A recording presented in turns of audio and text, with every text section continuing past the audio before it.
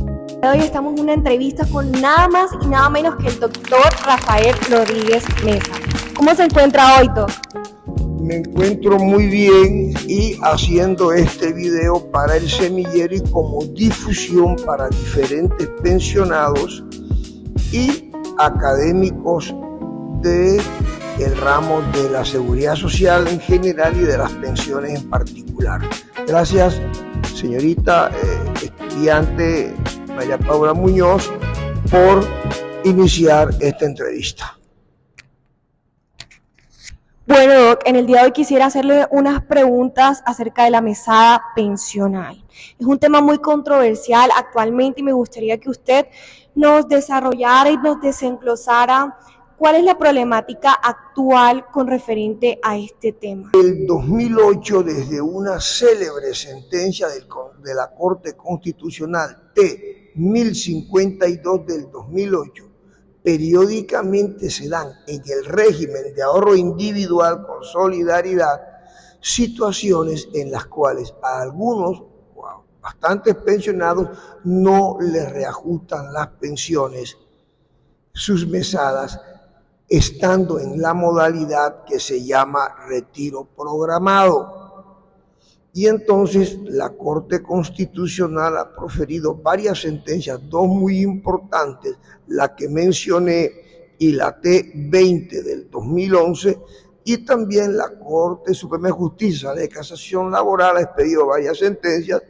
La última que conocemos es del año pasado, la SL 1502 del 2025, de una sala de descongestión antes de la desaparición de las mismas. Entonces, ese es el debate.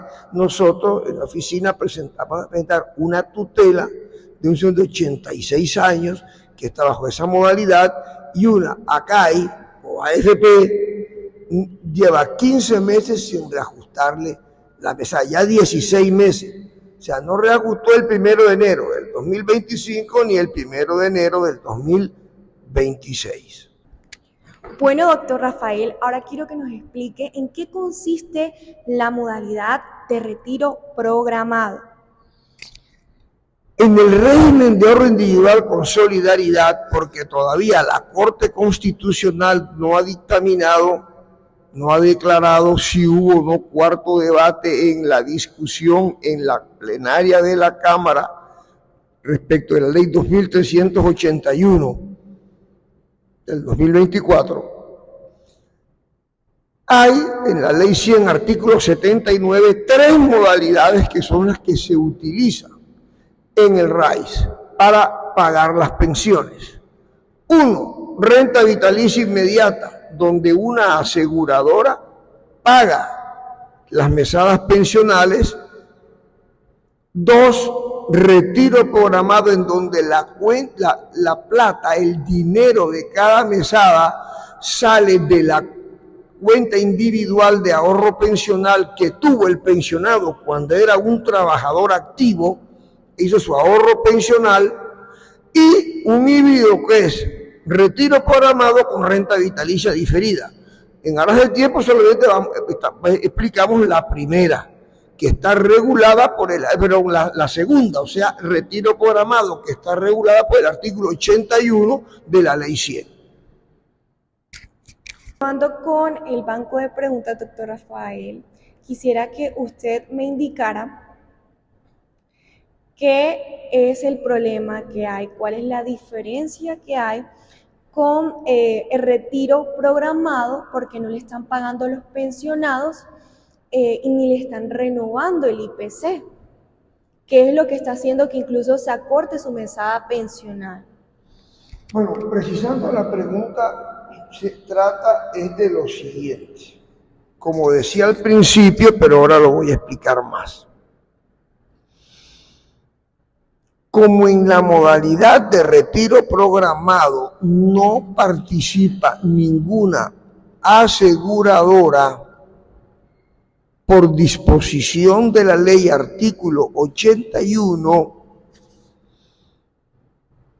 algunas veces por el movimiento en el mercado de capitales, por lo que se llama el portafolio, por lo que sea, a aquellos pensionados bajo la modalidad de retiro programado, que tienen pensiones por encima del salario mínimo legal mensual vigente, no les reajustan. Y algunas veces, como en el 2008 y 2011, que la Corte Constitucional tuvo que pedir las sentencias muy importantes, T1052 del 2008, repito, y T20 del 2011, hasta les redujeron.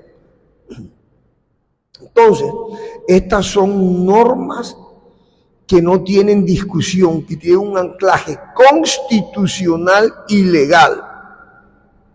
Por ejemplo, el artículo 48 tiene el expreso mandato de el respeto al poder adquisitivo constante de las pensiones.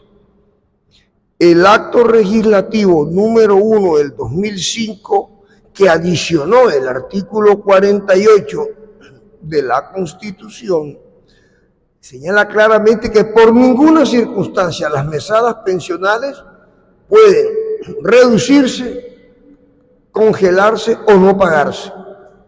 Y es obvio, estamos hablando de personas o de adultos mayores o de personas que están inválidas por causa de origen común o por sobrevivientes, por supérstites de un afiliado o pensionado fallecido. Además, el artículo 53, recuerden, habla del mínimo vital y móvil. Por eso la Corte ha dicho en estas dos sentencias, la Corte Constitucional, que directamente es acción de tutela. Es el caso que yo tengo de este señor de 86 años, la esposa con cáncer, que vamos a presentar la acción de tutela. El señor no puede esperar un proceso que dura 4 o 5 años, con 86 años, porque es su mínimo vital. Porque, repito, hace 15 meses no le reajustan la pensión. Además, es muy importante, está el artículo 14 de la Ley 100 que lo desarrolla. Este artículo 14 de la Ley 100 señala que para todos los pensionados del Sistema General de Pensiones sin distinción, el 1 de enero de cada año, la pensión deberá reajustarse así. Para los que tienen una pensión superior al salario mínimo legal, se les incrementará en el IPC, índice de precios al consumidor, que el DANE señaló para el año inmediatamente anterior. Y para los que tienen una pensión equivalente al salario mínimo legal, en lo que se haya reajustado el salario mínimo legal, que el reajuste de las pensiones del salario mínimo benefició a muchos pensionados. Más del 55% gana solo el mínimo, un 55%, en 300 y tantos mil pesos, porque su mesada se está en el 23.8%. Bien, pero como había dos parámetros y hubo una demanda, la Corte Constitucional en la sentencia C-387 de 1994 señaló que en los años en los cuales el IPC se incremente más que el salario mínimo por un criterio de favorabilidad y de protección a adultos mayores o a inválidos o a supérstites beneficiarios, su pensión se reajustará no con el salario mínimo, sino con el IPC. Pero hace tiempo que esto no pasa, porque, por ejemplo, el IPC ya fue 5.1%. Sin embargo, el señor presidente de la República reajustó el mínimo en el 23,5,8%, razón por la cual esto no se aplica. Pero hay una exequibilidad condicionada con esa sentencia. Bueno, doctor Rafael, y ya para finalizar, me gustaría que nos dijera qué jurisprudencia hay con referente a este tema. Bueno, ya lo he planteado, que son dos que son fundamentales. La T1052 del 2008, y la T20 del 2011, ambas de la Corte Constitucional, donde dieron órdenes perentorias. Le doy 48 horas para que a este pensionado le reajuste la pensión y le pague el retroactivo. Y la Sala de Casación Laboral no ha sido tan contundente en cuanto a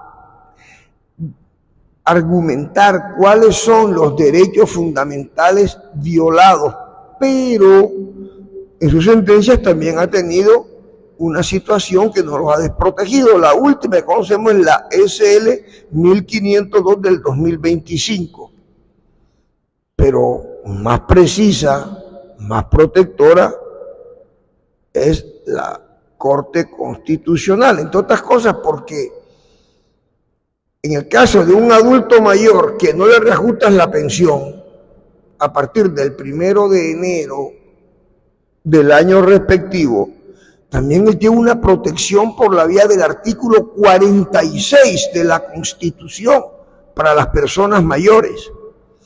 Y hay una cosa muy importante, antes de despedirnos, hay un decreto reglamentario, el 832 de 1990, artículo 12, que se titula Control de saldos en el pago de las pensiones bajo la modalidad de retiro programado. Es decir, las AFP tienen por este artículo, inclusive otro, pero este es el más preciso, la obligación de estar vigilando el saldo de ese pensionado para que nunca le baje de tal forma que no se le pueda reajustar su mesada.